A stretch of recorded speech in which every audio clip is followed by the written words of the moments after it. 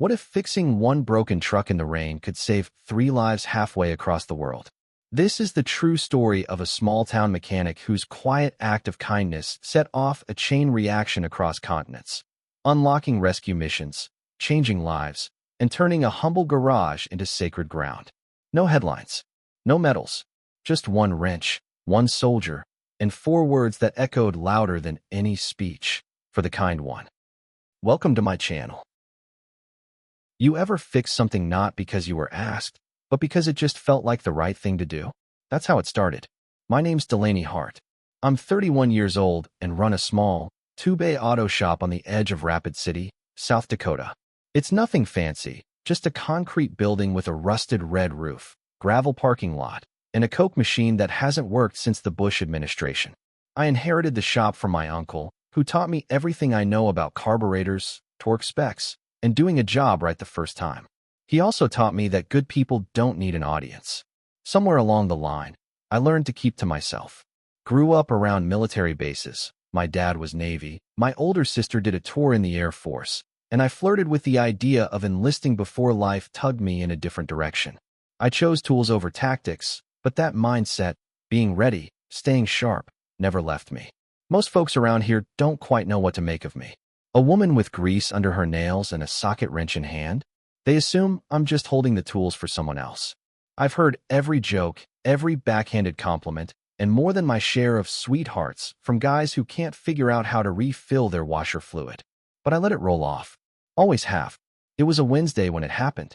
Cold rain sweeping across the plains, heavy enough to make the roads hiss. I was wrapping up for the night, wiping down the shop counter and locking the supply cabinet when I heard the telltale rattle of a busted engine pulling in. The truck was limping, an old Ford Super Duty that looked like it had been driven through the back end of a sandstorm. Steam billowed from the hood as it pulled under the overhang. I stepped out, half expecting to see a rancher with a tow strap and a bottle of whiskey. But the man who climbed out wasn't a rancher. He was maybe in his late 30s. Civilian clothes, sure, but with that unmistakable military bearing, shoulders squared, steps exact, eyes always moving. No wasted motion. No fumbling for words. "Ma'am," he said, nodding once. "I'm sorry to drop in like this. I'm not looking for a handout. I just need to get to New Mexico tonight. Family situation. I know the truck's shot, but if you could just pop the hood," I said, already reaching for a light. He hesitated. "I can pay, just not full repair rates." "Didn't ask for payment," I said. "You need to get somewhere. I can help." His eyes searched mine like he was trying to figure out if there was a catch. There wasn't. "Coffee and a folding chair in the back," I told him. "Truck will be ready before sunrise." He didn't argue. Didn't say thank you either. But the way his shoulders eased told me he'd understood, on a level most people don't. This wasn't charity. This was a kind of code. I worked through the night. Replaced the fuel injectors, patched a cracked vacuum line, flushed the transmission fluid, and chased down an electrical short that would have had most shops calling it a lost cause. My hands went numb from the cold. My boots squished with soaked-through rain. But I didn't stop. Not once. Around 2:45 a.m., I saw him sitting out back, legs stretched out, holding a chipped mug of black coffee like it was keeping him tethered to the ground. He wasn't asleep, just resting. A kind of alert stillness I recognized from the old days, when I'd wait for my dad to come back from a deployment and he'd sit in the same way. Guard still up.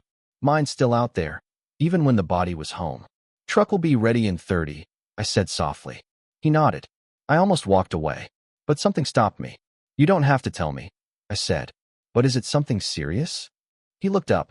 There was a moment. One of those pauses where 1,000 responses flash across a person's face. And then he said, "Yes, ma'am, it is." That was all. But I understood. At dawn, I handed him the keys. Engine purred like it hadn't in years. He looked down at the ignition, then up at me. "What do I owe you?" "Nothing. Ma'am, you didn't ask for help. I offered." He stared at me a long moment. The kind of stare that doesn't feel like judgment, just quiet appraisal. Then he nodded. "I won't forget this." And with that, he drove into the rainy morning. I didn't know it then, but I'd just changed the course of a mission halfway across the world. You'd think a free repair for a soldier would get me a thank you muffin or maybe a good word at the VFW. Instead, I got side eyes and whispers at the diner 3 days later. Fixed his truck for nothing. One of the locals scoffed from the next booth over. What? She's sweet on soldiers now. Or just stupid. I pretended not to hear it. Stirred my coffee. Didn't look up. Everyone in Rapid knew about the repair within 48 hours. Word travels fast in small towns, especially when it smells like drama. They all had their own version of it, too. Some thought I was getting scammed. Others figured I was trying to make a name for myself by giving out freebies. None of them understood. I was raised in a military home. We didn't do things because they made sense on paper. We did them because they were right. That Thursday, a delivery truck pulled into the shop yard.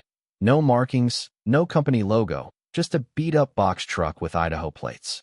The driver didn't say much, just dropped off a heavy wooden crate and handed me a folded slip of paper.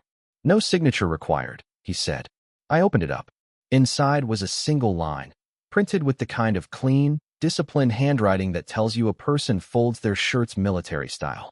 For the kind one. That was it. I crowbarred open the crate while Rick, my part-time helper, looked on, chewing a toothpick and trying real hard not to look nosy. The lid gave way with a crack.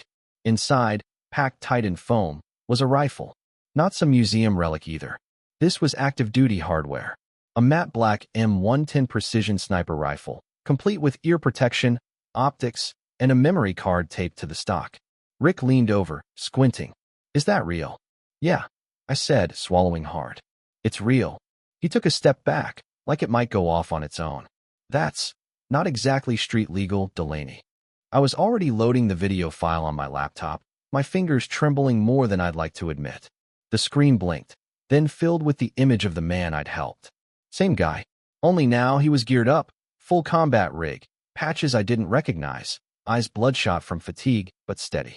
If I don't make it back from this mission, he said, get this to the mechanic in South Dakota who fixed my truck. He paused, cleared his throat. She saved my life and doesn't even know it. Because of her, I got back to my unit in time. Because of her, we completed our mission. Because of her, 3 hostages are coming home. Rick didn't say a word. Neither did I. We just watched. The man signed off with a quiet, tell her thank you. And tell her, honor still matters. The screen faded to black. Rick finally let out a breath. Delaney, what the hell did you fix into that truck? I didn't answer. I couldn't. My throat was too tight.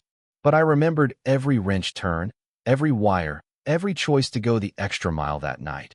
Not because I had to, but because I couldn't not. Later that night, I sat alone on the back stoop, listening to the wind tug at the shop's wind chimes. And I thought about my dad. He used to say the world runs on unseen wheels. And sometimes, when you're lucky, you get to grease one of them. That night, I realized I'd greased something a lot bigger than an axle. I'd helped the right person at exactly the right moment. And the world turned a little smoother because of it.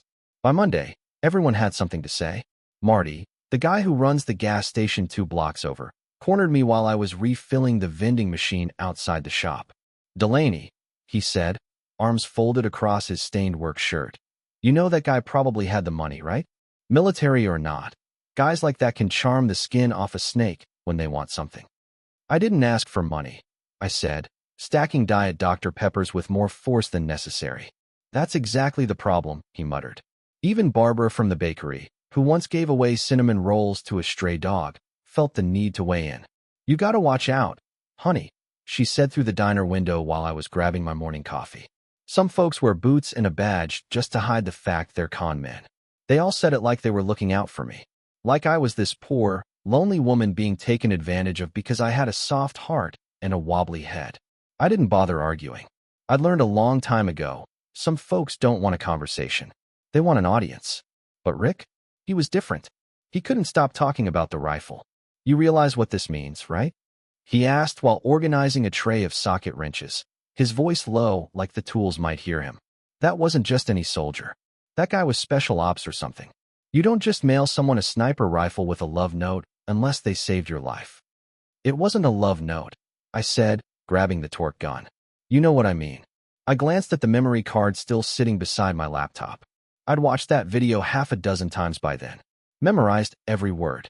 Not out of vanity, but because I needed to understand it. To believe it.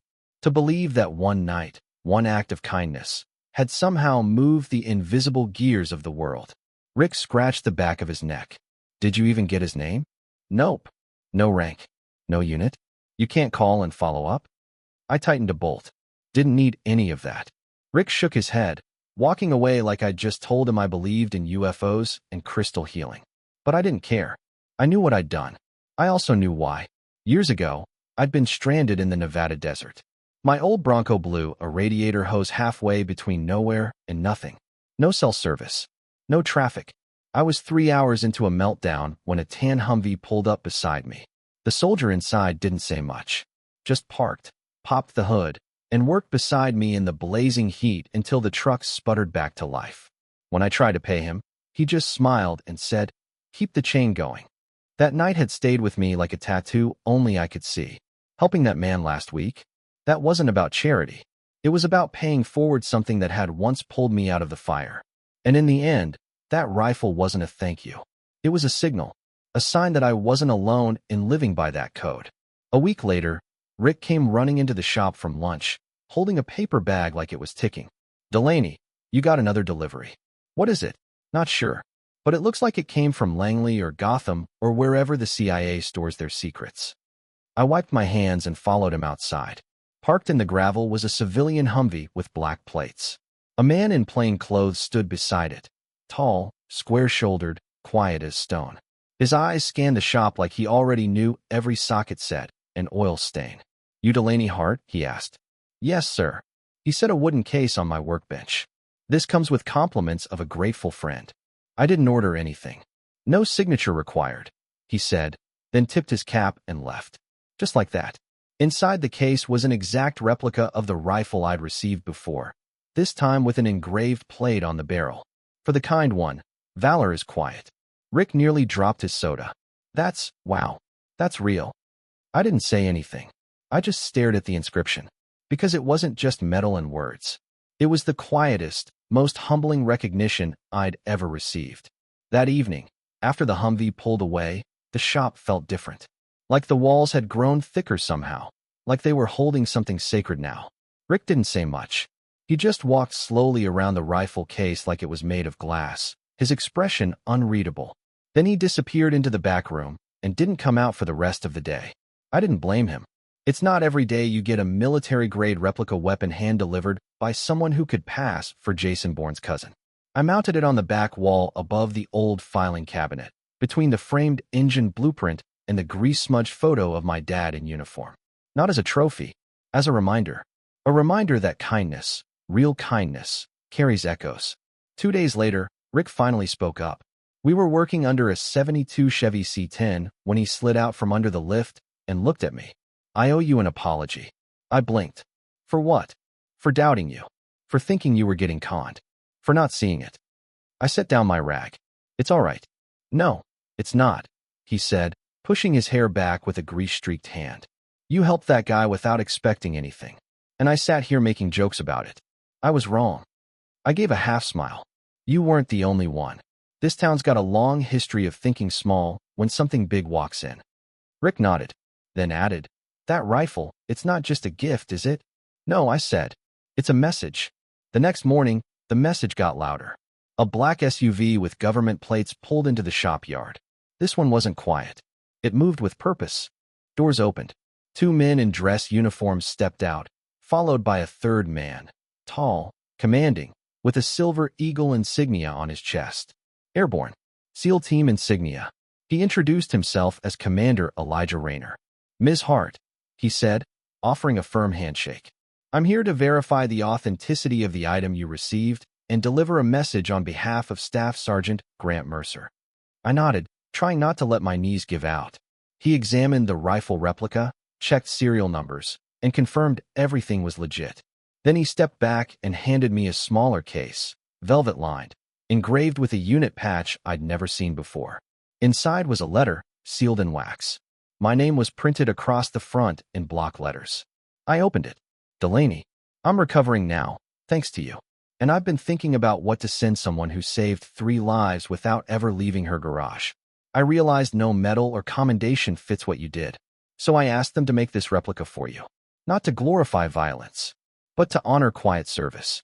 Valor, the kind that lives in everyday places, needs its own symbols. And you deserve one. Sergeant Mercer." I swallowed hard. Raynor stood silently as I finished reading. Then he said, "There's more." He explained that Mercer's mission had involved rescuing 3 kidnapped aid workers in Honduras. Without his truck operational, they would have missed their only extraction window. And that mission? It saved the lives of a pediatric surgeon named Dr. Maya Jabril, a civil engineer named Jonah Keating, and a teacher named Rosa Figueroa. All 3 had been held hostage for nearly a week by a paramilitary group in the Highlands. Mercer had barely made it to the airfield in time. Because of me, Dr. Jabril has since performed over 60 surgeries on children in rural clinics. Raynor continued. Keating rebuilt irrigation for 12 villages. Rosa opened 3 new schools. So in a way, you didn't just help Mercer. You helped them all. My knees did give out then. I sat down on the edge of the tire balancer and just stared at the floor. Because what do you even say to that? Rick stood off to the side, jaw slack. Raynor gave a small nod. Sergeant Mercer wanted you to know, you didn't just fix a truck. You helped make the world a little more right. Before leaving, Raynor handed me a small, card-sized patch. It was a dark gray cloth badge with silver thread work. A set of wings and a wrench crossed over a lightning bolt. Legacy Auxiliary Network, the card said underneath. What's this? I asked. An invitation, Raynor said. Unofficial, but very real. If you ever need anything, you contact us through that number. Someone will answer.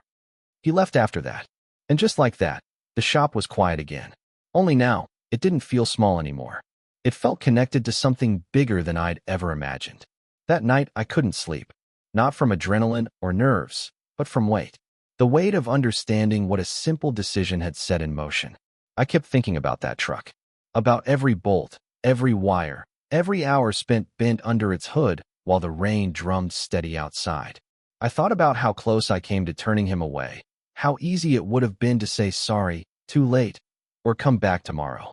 But I hadn't. I'd said yes. Because once, someone said yes to me when I needed it most. And now here I was, the shop still smelling faintly of burnt oil and coffee, a replica rifle on the wall, and a velvet case on my workbench like something out of a dream. Only it wasn't a dream. It was real. And so were the people I'd helped, through a man whose name I hadn't even known until this week. The next day, things started changing. Not all at once. Not loudly, but little shifts. The first came in the form of a dusty Jeep Wrangler pulling up with a decal from Fort Carson and 2 kids in the backseat, swinging their legs out the windows. The driver, a woman maybe in her early 40s, stepped out, looked at the sign above the garage, and nodded like she'd just found what she was looking for. You Hart? She asked. I nodded, wiping my hands. Name's Sergeant Keller. Words gotten around. About what? She tilted her chin toward the wall where the rifle hung. About you. She didn't ask for a discount. Didn't fish for details. Just pointed to her front axle and said, needs an alignment. We just got orders to relocate and can't afford delays. I got her sorted in under an hour. After that, it was like a signal had gone out across the region. One by one, they showed up. Military families, retired personnel, reservists. Some just wanted a routine oil change. Others needed serious work done, but they all said the same thing. We heard what you did. The story had traveled, not through newspapers or social media, but through channels that existed beneath all that. Military networks, veteran forums, word of mouth among people who knew what sacrifice smelled like, who knew that sometimes heroes didn't wear uniforms. Sometimes they wore coveralls and carried socket wrenches. Rick and I started working weekends just to keep up. The calls came in from as far as Cheyenne and Billings. Folks willing to drive hours just to have their vehicles looked at by someone they said understood. They didn't mean mechanics. They meant them. Then, about a week later, I stepped out one morning and found half a dozen young soldiers standing in the gravel lot. One had a paint roller. Another had a pressure washer. One had an old shop light in a box. They were grinning like kids outside a firehouse. We came to help, the tallest one said. If that's all right. Rick peeked out the bay door and did a double take. Are we getting conscripted? The group laughed. Turns out they were from Ellsworth Air Force Base, on weekend leave. They'd heard the story, decided the shop needed some sprucing up, and took matters into their own hands. For 2 days, they painted the exterior, trimmed the hedges, organized the tool shed, and even fixed the rusted roof gutter that had been leaking since April. One guy replaced the flickering fluorescent in the office with a sleek LED bar. Another rewired the outdoor security camera without being asked. When I tried to pay them, they waved me off. "Ma'am," one said with a grin, "you already paid forward more than you know." And then, just before they left, one of them pulled a carved plank from the bed of a truck and propped it near the road. Sanded smooth, stained deep mahogany, letters etched with precision. Valor Garage, established by kindness. I just stood there. Couldn't speak. Didn't need to. They all shook my hand before they left. A few even saluted, which felt odd and deeply humbling. Rick stood beside me long after the last tailgate lifted. "You know," he said, "I used to think fixing cars was just turning bolts. Now," he looked at the rifle on the wall, "I think maybe it's turning lives." I didn't say anything, because deep down, I knew he was right. The new sign didn't just change how people saw the garage, it changed how they walked through the door. People didn't ask about discounts anymore. They asked about the rifle, the mission, the man I helped. Some asked quietly, out of respect. Others just nodded toward the wall and said, "That was you." Every time, I'd just shrug. I wasn't looking for credit. I was looking to keep working. But that didn't stop the shift. Families with deployment stickers on their bumpers began showing up. A Coast Guard couple from Bismarck brought their RV in for brake work. A Vietnam vet in a wheelchair rolled in asking if I could modify his truck pedals for easier access.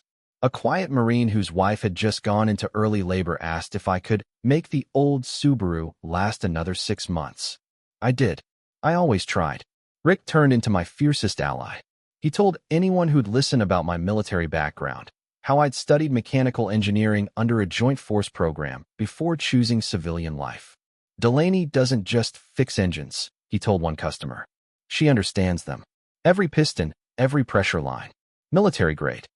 By now, we had volunteers repaint the shop interior. Someone from a base sent a box of refurbished diagnostic tools.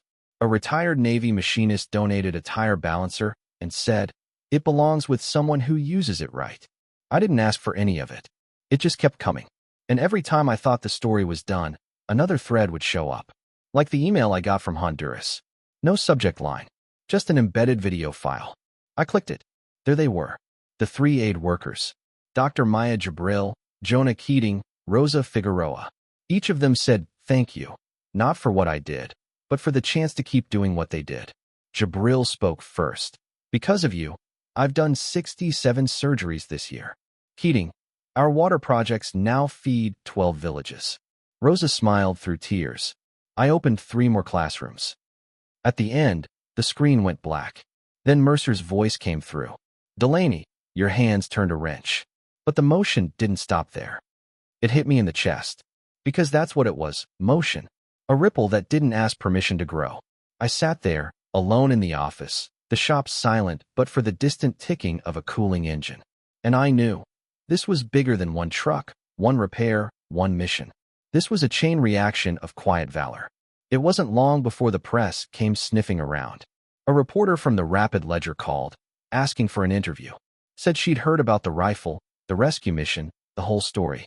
I said no. She offered to write a positive piece. I still said no. Because the story wasn't about me. If she wanted to write something, I told her, write about the people rescued. The lives they were rebuilding. The work they were doing now because a soldier made it to his mission on time. She didn't quite understand, but she thanked me anyway. Rick was baffled. "You could have been on the front page. Maybe even national news." I smiled. I'm already where I need to be. Truth was, the recognition was already coming, just not in the ways most people measured it. It came in the form of a letter from Rosa Figueroa's 3rd grade class in Honduras. 23 hand-drawn crayon thank you notes, each one addressed to Ms. Delaney, the car fixer. It came in a call from a SEAL medic who drove 4 hours just to say thank you on behalf of his unit. It came in the way new customers looked at the shop like it was sacred ground. "Place feels different," Rick muttered one afternoon. "Like a chapel with socket wrenches." I laughed. But deep down, I knew what he meant. We didn't hang the rifle to impress anyone. We hung it to remind ourselves, and everyone who came through, that sometimes the smallest act changes everything. That kindness done quietly is louder than any speech. And that fixing a truck can, if timed just right, keep the world turning the way it should. The garage kept changing, but not in ways you could photograph. It was in the way people showed up. One Friday morning, a convoy of 3 military SUVs pulled in. Officers, enlisted, spouses, even a teenage girl with pink headphones. They weren't here for service. They just wanted to meet me. One of them, Air Force, judging by the insignia, handed me a folded flag that had flown in Kabul. Another offered me a challenge coin from a joint task force in Djibouti. "I know what you did," she said. "You helped him. And because of that, you helped all of us." Later that day, a young recruit walked in alone. Nervous, shy, said he'd just finished basic. He handed me a note and said, "Sergeant Mercer told me to find you if I ever needed help." He didn't need car repairs. He just needed someone to talk to. So I made him coffee and listened. That's what this place had become. Not just a garage, but a kind of refuge. A crossing point where stories met. Where service wasn't measured in stripes or hours logged, but in how quickly someone said, "I'll help." Rick once joked that we should start handing out dog tags with spark plugs. I told him I liked that idea. 6 months after the rifle arrived, I got one last message from Mercer. This time, it wasn't a video or a delivery. Just a short email with a picture attached.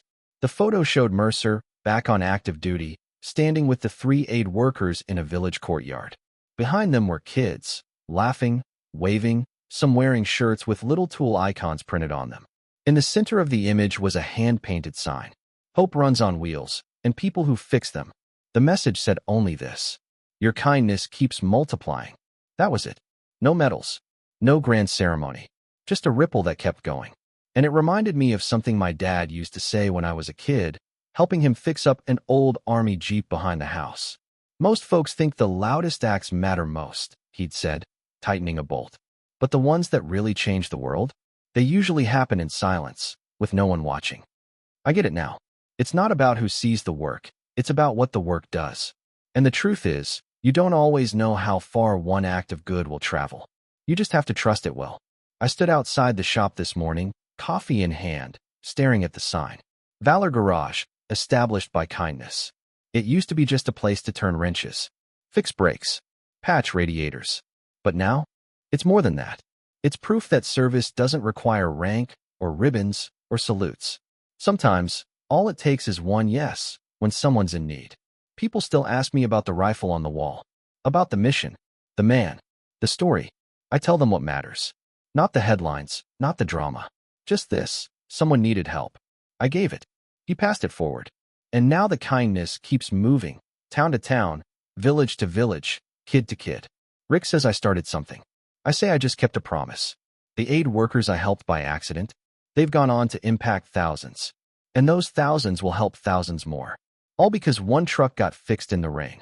The ripple is still growing. And I guess that's the part that humbles me most.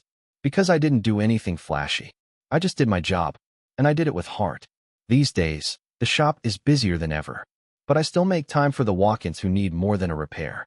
A conversation. A minute to breathe. A place to feel steady again.